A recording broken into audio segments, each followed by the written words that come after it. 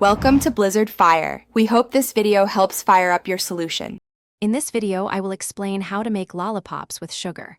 First, you'll need to gather your essential ingredients and tools.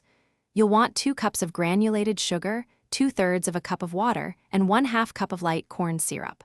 Also, have your favorite flavorings and food coloring ready. Don't forget your lollipop molds and sticks, ensuring they are clean and prepared on a heat-resistant surface. Now, let's create the perfect sugar syrup. Combine your 2 cups of sugar, 2/3 of a cup of water, and 1/2 cup of light corn syrup in a heavy-bottomed saucepan. Place it over medium-high heat. It's important not to stir the mixture once it starts boiling. Simply let it cook.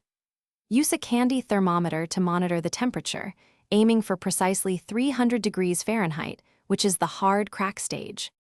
Once your syrup reaches 300 degrees Fahrenheit, remove it from the heat right away.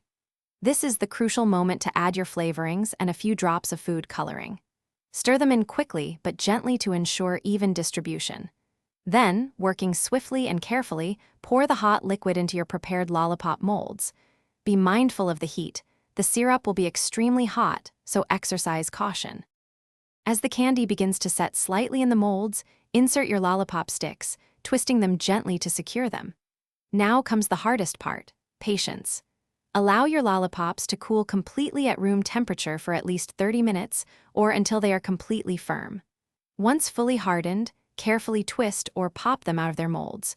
Your homemade lollipops are now ready to be enjoyed or shared. Thanks for watching. If you found this helpful, don't forget to like and subscribe.